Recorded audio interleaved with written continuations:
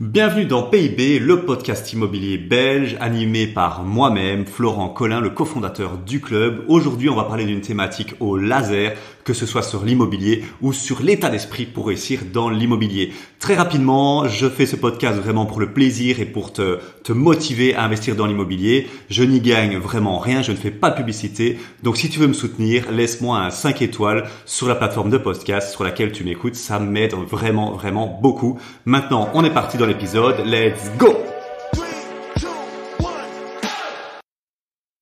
Bonjour à toi, ici Florent Collin, cofondateur du club. Alors le club c'est quoi? C'est une entreprise que j'ai créée avec mon associé Maëri fin 2019 et qui aide chaque semaine des débutants en immobilier à se lancer dans l'immobilier rentable et à acheter leur premier deal rentable.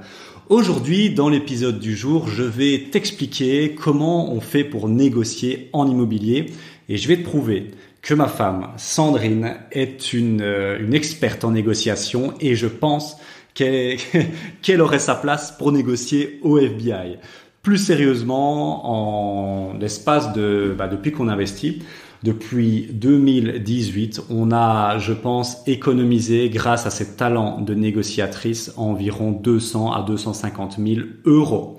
Oui, rien que ça, je sais que ça peut paraître beaucoup, mais on n'est pas loin de ça et je vais te le prouver, je vais t'expliquer des histoires parce que les anecdotes sont irréelles et tu te dis, c'est pas possible qu'elle ait fait ça. Et donc, il fallait que je le transmette dans un podcast.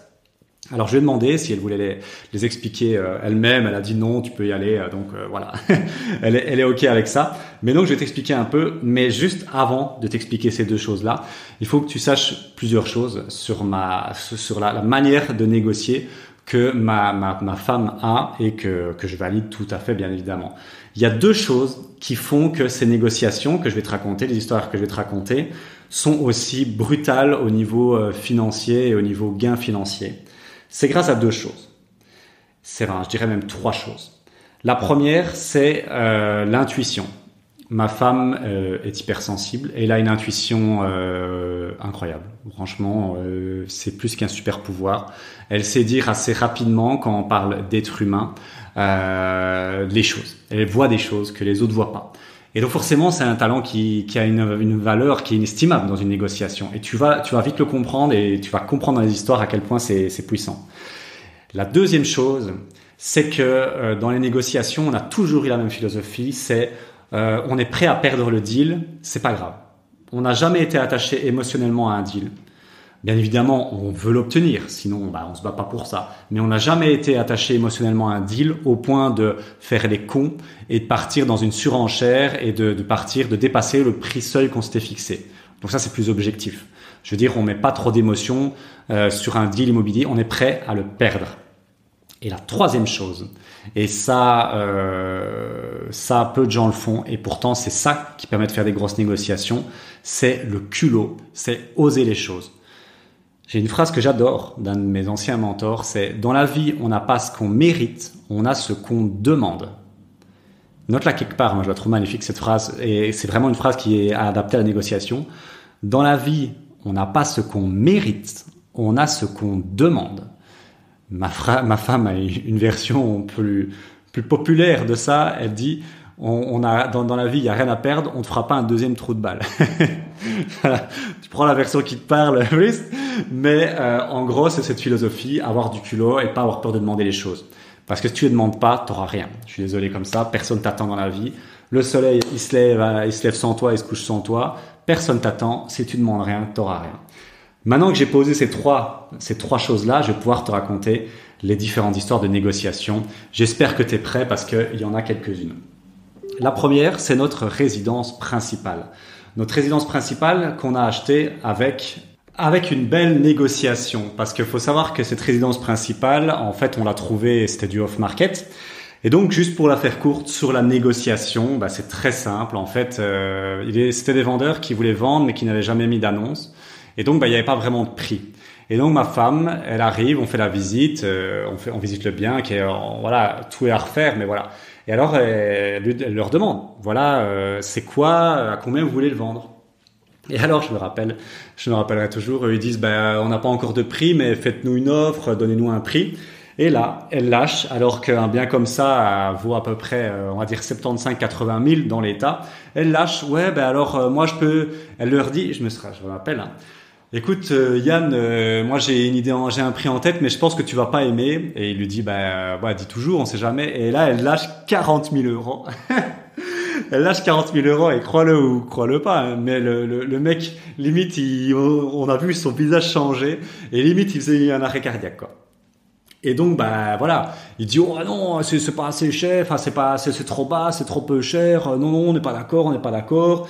Mais en fait, faut savoir qu'elle a fait, et je pense que c'est un peu inconscient parce qu'elle est très douée en négociation naturellement, elle a fait ce qu'on appelle en psychologie de la négociation un ancrage. Elle a ancré le prix de la négociation à venir autour de 40 000 euros. Et donc, tout a tourné autour de 40 000 euros. Si elle avait dit 50 000, tout aurait tourné autour de 50 000. Et donc, c'est pour ça qu'elle a tapé très bas. Et donc, donc voilà, forcément, on fait la visite. On s'accorde pas sur 40 000. Et puis, on reste en contact. On revient avec eux une semaine après. On leur dit, voilà, vous avez réfléchi. Ils nous disent, ouais, on veut 60 000. Mais je dis, ah, mais non, ça, c'est trop pour nous. Et donc, on fait un premier geste. On dit, je pense, 43 000. Et puis ils reviennent, donc ça a pris longtemps, ça a pris 1 mois et demi de négo, donc c'était assez long, assez lent, c'était par intermittence, au téléphone, une fois toutes les semaines, une fois toutes les 2 semaines, on se réentendait, on disait voilà, on a bien réfléchi, est-ce que, et donc on est passé à 43 000, et puis à 57, et puis 45, 55, et puis ainsi de suite, tu as compris l'idée. Et puis je me rappellerai toujours, on est tranquille sur la terrasse de notre là où on louait.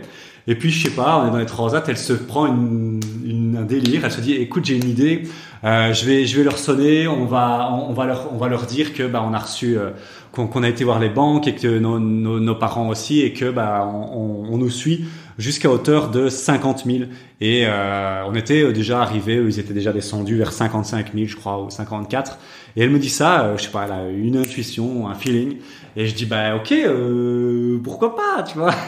Moi, je dis, ouais, ok, vas-y. Et donc, elle leur sonne, je me souviens, elle leur sonne, elle dit, ouais, Yann et Philippe, en mode hyper excité. On revient de chez nos parents, ce qui n'était pas vrai. Hein. On revient de chez nos parents, ils sont d'accord de nous aider, on a bien réfléchi, on va pouvoir aller jusqu'à 50 000 avec eux. C'est vraiment notre dernière offre. On peut pas aller plus haut et on aimerait trop avoir ce bâtiment, mais voilà, on les a convaincus, on est super contents. J'espère que c'est ok, ce serait bon pour vous parce que nous, on serait super contents. Et donc, elle leur dit ça, elle dit, on doit réfléchir. Et là, crois-le ou non, mais 5 minutes après, enfin pas 5 minutes, mais une vingtaine de minutes après, ils nous ressonnent. Et là, on voit le téléphone, on se dit, oh maman. Et elle décroche et ils disent, oui, c'est bon, on a réfléchi, on vous laisse pour 50 000. Boum! Et là, c'était la victoire. C'était que notre première négo, donc on était trop contents. C'est notre deuxième négo pour le coup. Et donc ça, c'était incroyable. Et donc, beaucoup d'intuition et surtout là, la leçon à retenir, c'est le culot, quoi. Ok, demande un prix, vas-y. Alors elle tape le plus bas possible et puis le suivi, la patience, très important dans une négociation. Ça se fait jamais en one shot, des prix aussi gros. Et donc la patience, le suivi et oser. Elle a osé raconter une histoire qui collait bien dans l'idée. Et dans l'idée, c'était on va en faire notre résidence principale et c'était ce qu'on faisait, quoi. Et donc voilà, comme ça tu sais un peu pour la première négociation. La deuxième qui est venue assez vite, enfin elle est même venue avant, c'était le Qui l'eût cru 1. Là, ça a été assez vite, on a visité le bâtiment, c'est notre toute première négo, on n'a pas vu le proprio, c'était une personne qui faisait la visite, on sonne au proprio, il était marqué faire offre à partir de 50 000, on lui sonne, c'était ma femme encore une fois, elle lui sonne, elle dit bon voilà, on a fait la visite, on a visité, on est chaud, on va le prendre à 50 000, on fait offre à 50 000, et là on se dit bon ok, c'est plié, parce qu'il avait mis faire offre à 50 000, et il nous dit au téléphone, ouais, non, 50 000, c'est pas assez, faut pas exagérer, c'est trop bas, pour 60 000, je vous le laisse. Mais là, pas du tout prêt. On n'était pas du tout prêt à cette éventualité-là. Et donc, là, on a dû trouver un plan B. Donc, j'ai vite été chercher un carnet, un bloc-notes à 4. J'ai écrit des trucs dedans. J'ai dit voilà, 10 prix là. Et elle, naturellement, elle disait, tu vois, ouais, non, mais il y a encore beaucoup de travaux à faire. Vous savez, la terrasse, elle est pas en bon état. Tchic-tchac. Enfin, on argumentait, il contre-argumentait. Et là, c'était un vrai ping-pong ça a duré 10 minutes, par contre. Ça a été très, très vite. Un espèce de ping-pong. 60 000, 51, 58, 53, 56, 54, et puis il s'est dit bon écoutez, on va arrêter de tourner autour du pot, on 55, je pense qu'on a un deal, on est bon, est-ce que c'est ok pour vous? Et on a dit ok, c'est bon, on le prend à 55. C'était le prix, parce qu'on voilà, on était prêt au dépourvu. C'était le prix vraiment de maximum sur lequel nous on était prêt à aller. On va dire ça comme ça.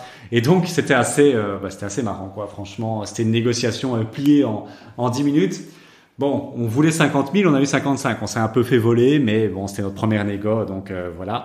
La résidence principale, ben là, on avait fait une super négo, on avait gagné 10 000. Et encore, c'est parce qu'on avait ancré le prix très bas, mais normalement, c'était à peu près 80 000 un bâtiment comme ça. Et puis, ben il y a les autres négociations. Donc en 2020, on a le Kill Cru 2. Ça, c'est une négociation mais lunaire. Celle-là, elle est lunaire, et là, c'est toute l'intuition de ma femme qui nous permet de faire ça.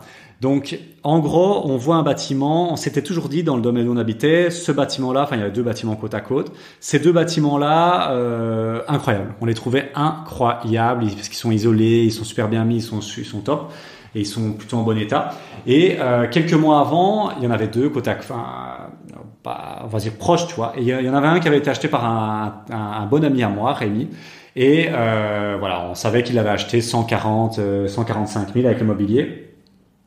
Et puis on voit celui à côté qui est en vente, mais en vente avec un panneau dégueulasse, tu vois. En gros, il était que sur deuxième main flamand. Donc là, c'était limite du off-market. Et on le voit. Et je dis à ma femme, tu vas pas croire, le bien est en vente. Et elle dit non, c'est pas vrai et tout. Et on n'était pas spécialement dans une dynamique d'achat, mais là, l'opportunité a fait l'achat, on va dire ça comme ça. Et donc, je dis un panneau, mais j'arrive pas à le trouver sur ImoWeb, et je cherche, je le trouve sur deuxième main.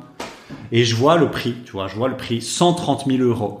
Bon, mon ami l'avait acheté 145, donc ils étaient en même état et c'était à peu près la même dimension. Donc je me dis ok, ça paraît cohérent. Mais on dit non, nous on veut pas à ce prix-là, nous on le veut vachement moins cher, et on le voulait à 90 000. Et donc, qu'est-ce qu'on a fait? Bah écoute, moi j'ai envoyé un SMS. Je suis transparent sur ce que j'ai fait. J'ai envoyé un SMS, je dis voilà, on a vu votre bien, on est passé au SBED dans le domaine, on a vu votre bien, on vous fait une offre à 72 000 euros par SMS. Je fais une offre à 72 000 euros par SMS. Bah, on se doutait que ça allait être non. Hein. Tu vois, oser demander 72 000.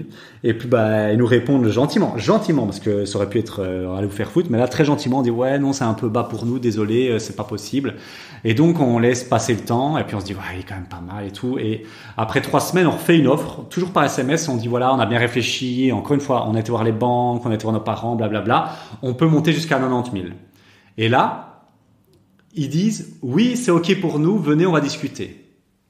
On se dit putain mais c'est un délire là, 130 000, 90 000. Et donc ils nous ont invités, et on les avait pas encore vus, on n'avait pas visité le bien, on avait juste vu sur deuxième main. Mais vu que mon ami avait à peu près le même, on savait à quoi ça ressemble à l'intérieur et la qualité de finition. Et donc nous à 90 000, voilà, d'office on le prenait. Et donc ils nous invitent à une négociation à 90 000. Donc on se dit bon allez on va essayer de rester vers ce prix-là, on va essayer de pas trop monter. Et donc là, je me rappelle, c'était dingue, quoi. Je veux dire, j'ai jamais refait des négociations comme ça. Ils nous ont invités à boire un café, à boire un thé, à manger des petits gâteaux. Et c'était trop bizarre, mais on a commencé à parler avec eux, du bonsoir, en mode super chill, de voilà pourquoi ils vendaient. Et donc pendant ça a pris, je pense, 3-4 heures. On a parlé de leur histoire au bonsoir. En gros, ça n'a pas été vraiment une négociation en mode frontal, comme avec le mec là, je t'ai dit au téléphone. Là, c'était vraiment, et ça, c'était la force de ma femme de tisser du lien, de nouer du lien. Elle a beaucoup d'empathie avec son hypersensibilité. Donc, assez rapidement, c'est comme si elle les connaissait déjà. Ils se sont ouverts assez vite, ils ont expliqué pourquoi ils vendaient. Il y avait une très grosse souffrance dans le fait de vendre parce qu'ils adoraient l'endroit, mais vu qu'ils devenaient vieux, ils pouvaient plus y aller parce que c'était difficile, tu vois. Et en plus, leur ami avait revendu, et leur ami, en fait, c'était le bungalow à côté que mon ami avait racheté. Donc, il y avait vraiment un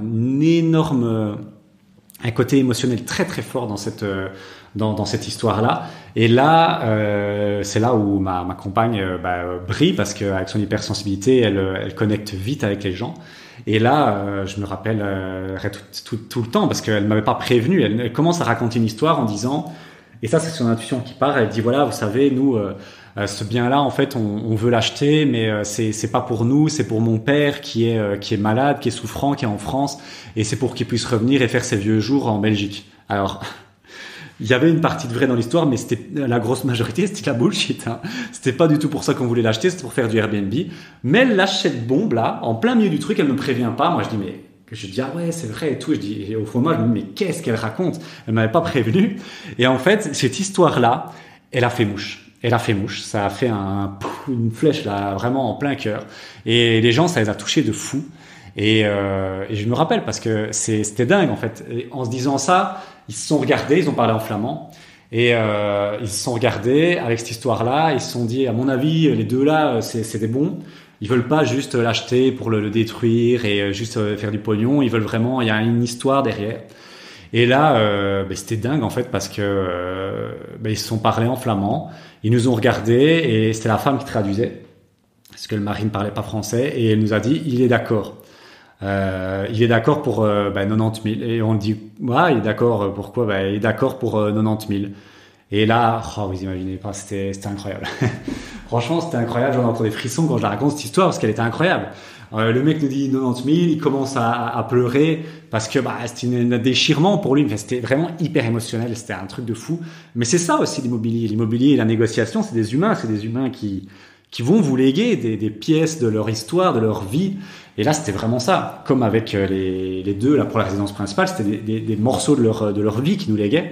Et donc, il y avait vraiment un gros côté émotionnel. Et donc, forcément, ma compagne a commencé à pleurer aussi. Enfin, voilà. Mais ça a bien fini.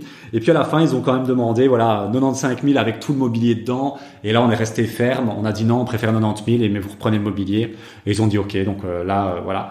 Mais ça, l'histoire ici à retenir, c'est l'intuition, l'hypersensibilité, l'humain à humain, l'empathie. Et ça, c'était incroyable.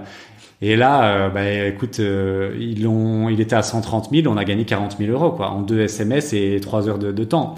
Là où mon ami avait acheté le même à 145 000 avec le mobilier. Donc, lui était dégoûté, forcément, mais voilà. Donc ça, c'était la troisième négociation. En 2021, on en a fait une à Dinan via une agence. Donc là, il y a un peu moins d'émotionnel, forcément. C'était plus carré, plus concret. Deal affiché à 140 000. Là, c'était plutôt basé sur, il était là depuis 1 an. Il traînait, personne n'en voulait. Donc, on savait qu'il y avait un gros levier de négociation. En plus, c'était un héritage. Donc, encore un plus gros levier de négociation. 140 000. On fait une première offre à 85 000. On savait qu'elle allait être refusée. Ils redescendent rapidement. Ils tombent de 140 à 120, je crois. Un truc du genre, ou à 110, donc un énorme bas, il lâche 30 000. Et puis après, on revient avec 90, 95, et puis on s'accorde dernière offre finale à 100, en mode, vous la prenez celle-là, ou alors on se tire. Et ils ont accepté. Ils ont accepté. Donc là, c'était moins émotionnel, c'était plus sur les informations qu'on savait d'eux qui nous ont permis de clore ce deal. Et donc là, il y a eu un peu moins de négociations comme ma compagne l'avait fait juste avant. Par contre, en 2022, il y a eu aussi, là, il n'y a pas eu, on a acheté un nouveau deal qu'on a revendu, mais il n'y a pas eu de négociation. Là, il y a parfois des deals, il faut pas les négocier, tellement ils sont bons. Et là, c'était une anomalie de marché. Prix du marché d'un deal pareil, 75 000, il est affiché à 59. Je connais le marché comme ma poche, je vois ça. Il est mis en ligne le lundi. Moi, je le vois le lundi soir. Je vais le visiter le mercredi. Vendredi, je fais offre au prix. C'était plié. Là, il n'y a pas à négocier. Et on peut pas négocier un deal comme ça. C'est pas toujours utile de négocier. Et là, il n'y avait pas à négocier parce que rien qu'en l'achetant au prix, on gagnait à peu près 15 000 euros. Donc, on pouvait pas le négocier, c'était pas possible. Donc voilà. Et puis en 2023, là, un deal qu'on a fait avec le club ici, c'est quoi? C'est un deal qui était affiché à 355 000. Il avait reçu une offre à 330 000. Et puis le deal au final ne s'est pas fait. Et donc nous on est repassé, il avait été réaffiché un peu plus haut et puis il est retombé à 330. Et puis on lance les négociations avec l'agent, mais aussi avec la proprio. Et là, encore une fois, ma femme dans toute sa splendeur, qui est avec son intuition, a décelé, encore une fois, comme avec le Kiwi du Cru 1, le Kiwi du Cru 2 plutôt, ce qui allait faire mouche. Et donc là, ça c'est, je sais pas comment on peut modéliser ça, mais pour moi c'est de l'intuition, c'est du feeling. Et en gros, voilà. On avait compris qu'elle voulait le vendre, ça c'était très clair. Voilà, elle avait déjà eu deux reprises, elle avait failli le vendre et ça s'était mal passé. Elle voulait le liquider. Enfin, elle voulait le vendre et donc on était conscient qu'il y avait un gros levier de négociation. Et donc, Nous, on arrive, on fait une première offre à 293 000. Donc, il est à 335, je crois, 293 000. Donc, c'est quand même assez bas. Et donc, on savait, encore une fois, tu vois, toujours taper très bas, très, très bas. On n'a pas, voilà, on va pas nous faire un deuxième trou de balle, comme dirait Sandrine. Et donc, 293 000. Pourtant, on le voulait, hein. C'est un deal qu'on achète avec des clients du club. Chacun prend deux parties eux deux parties, nous deux parties. Et donc, on a géré les négociations pour eux, forcément, vu que c'était un deal commun. Et c'est ma femme qui les a gérées. Donc, 293 000. Et donc, forcément, ben là, l'agent IMO nous dit, voilà, non, ça, c'est trop bas, mais ce qu'on vous propose, c'est de venir négocier en agence. Et donc on avait au fur et à voilà, c'était un peu plus tard dans la négociation, on a été négocié en agence avec la proprio et l'agent IMO parce que ça avançait pas, c'était très lent et c'est vrai que ça devenait on perdait un peu patience et donc on s'est dit bon, allez, l'agent IMO a proposé ça, nous on a sauté sur l'occasion et on avait eu l'occasion de visiter forcément le deal et ma femme avait eu l'occasion de rencontrer la proprio et là. Je sais pas comment, mais elle a eu cette idée-là, une idée incroyable qui a été un levier de négociation mais dantesque. Et c'est pour ça qu'on a pu avoir un prix aussi bas. C'était que la femme en fait, elle veut, c'est sa maison forcément au rez-de-chaussée, elle veut un nouveau deal. Ça, on avait cette information-là. L'agent IMO nous l'avait dit. Elle veut acheter dans la région, elle veut rester dans la région, trouver quelque chose qui lui correspond. Donc c'est pas n'importe quoi, elle veut quelque chose qui lui correspond et elle veut pas de pression temporelle, tu vois. Mais en même temps, elle vend sa maison. Donc, il y a aussi un peu ce côté pression temporelle. Donc, et là, ma compagne a une idée de génie, c'est de lui dire, écoutez, madame la proprio, on va vous laisser gratuitement 6 mois supplémentaires dans votre logement, à nos frais, donc vous payez que les charges, gratuitement, sans demander de loyer, pour vous laisser le temps, en plus de toutes les démarches, de trouver un logement qui vous correspond. Et ça, c'est l'argument qui nous a permis de descendre de 330 000 euros à 304 000 euros. Et ça s'explique pas. Je sais pas comment elle a trouvé ça. Je n'y aurais jamais pensé. Mais quand l'agent immobilier a proposé ça à la proprio, ça a fait mouche. C'était cœur de cible. C'était dedans, en plein dans le mille. Et ça a fait effet game breaker. Alors bien évidemment, ok, on vous laisse dedans à votre aise pendant 6 mois, mais alors on descend énormément le prix. Parce que nous, ça a un coût, tout ça. Et ça a fait banco. Nous, on pensait qu'on allait s'arranger sur 310 à la base, quand on était à 330. Et puis après ça, ma femme, elle voulait 304. Elle avait en tête 304, donc elle était partie au combat à 304. Et donc, je te fais la scène, mais encore une fois, là, dans toute sa splendeur, elle avait prévu un truc de fou. Et il faut que je le raconte, parce que je le raconte aux clients du club. Et c'est irréel ce qu'elle a fait. Mais c'est elle, et c'est pour ça qu'elle est fabuleuse dans la négociation. Elle s'était déjà fait un plan B, parce que maintenant on a un peu l'expérience. Donc elle s'était déjà fait un plan B. Elle voulait 304. Et donc, elle avait déjà prévu un plan B. Je te raconte le plan B. Ce que c'était, elle avait mis un timer. On était rentré genre à 17 heures dans l'agence. Elle avait mis un timer à 17h30 qui imitait sa sonnerie de GSM parce qu'elle avait prévu de faire ce timer-là, sortir de l'agence parce qu'elle savait que ça allait prendre 30 minutes. L'autre fois, ça avait pris 3 heures. Donc en 30 minutes, on savait que ça allait prendre du temps. Faut facilement compter 1 heure, 1h30, 2 heures. Et donc, elle savait que ça allait prendre du temps. Elle s'était mis un timer à 30 minutes qui imitait sa sonnerie GSM. Elle comptait le faire, sortir de l'agence, faire semblant de téléphoner. Et elle serait revenue dans l'agence en me disant « Ça y est, mon chéri, c'est validé, notre offre est acceptée à Namur. » Et donc, en gros, je me marre parce que je me rappelle de son plan. Là, elle me l'avait raconté, pas comme l'autre fois. Et donc, moi, elle m'avait dit, ouais, vas-y, elle m'avait dit, fais le mec surpris, et content, et dire voilà. Et puis, elle aurait expliqué qu'en fait, on était sur un autre deal à Namur, dans à peu près le même budget, et que l'offre avait été acceptée, qu'on allait devoir la contre-signer. Et ça aurait été un argument en mode, bon, soit vous vous alignez au prix qu'on dit et on prend votre deal, soit on va à celui à Namur, tu vois. Un peu jouer la scarcity, l'urgence, et je me suis dit, écoute, fais ce que tu veux. Moi, j'étais là, fais ce que tu veux. On est sur de l'acting, hein, sur du rôle, du jeu de rôle. Je me suis dit, vas-y, fais ce que tu veux. je te suis, mais c'est toi qui fais tout. Et donc, elle était prête à faire ça. Pour te dire à quel point elle est déterre dans ses négociations, et je pense que je connais personne qui fait ça à part elle, et donc elle est vraiment pas là pour elle est là pour le kill, comme on dit dans les jeux vidéo. Elle est là pour gagner, elle est pas pour faire de la déco. Et donc on n'a pas dû aller jusque là parce qu'en fait l'agent IMO, je me rappelle, nous a dit bon, madame la propriétaire, on fait comme on a dit.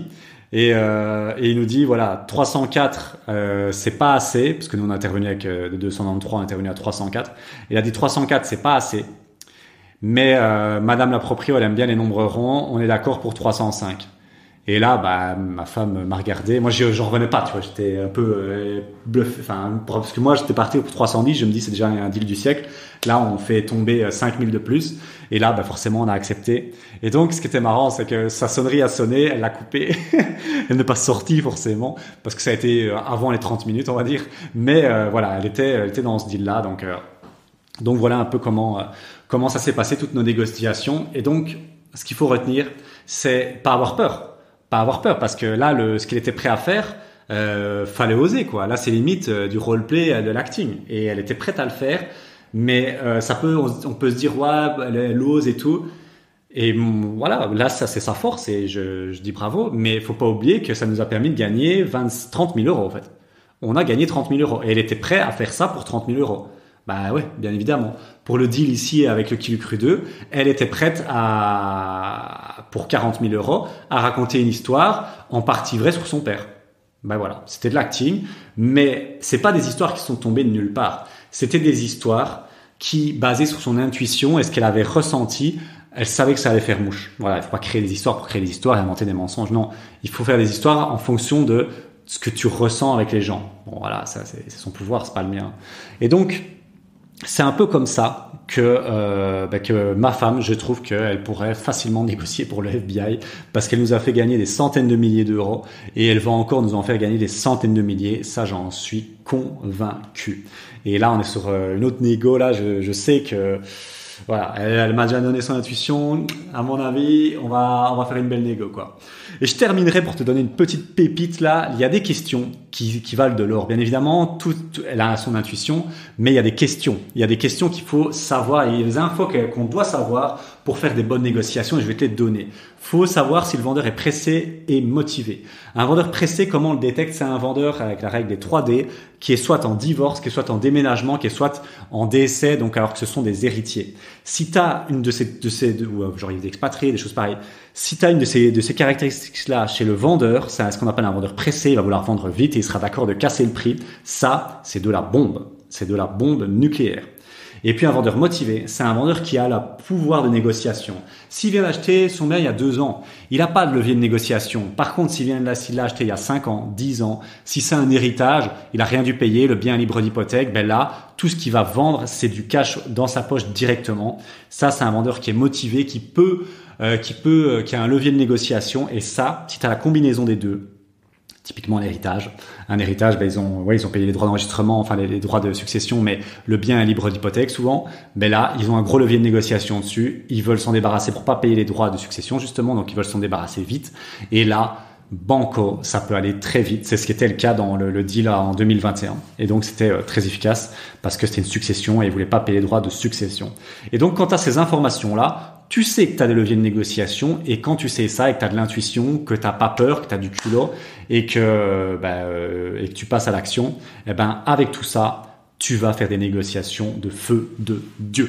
Voilà, merci de m'avoir écouté. J'espère que ces histoires t'ont inspiré. C'est surtout ma femme qu'il faut remercier. Donc prochaine fois que tu la vois à un événement du club, tu pourras lui dire que c'est une bonne négociatrice.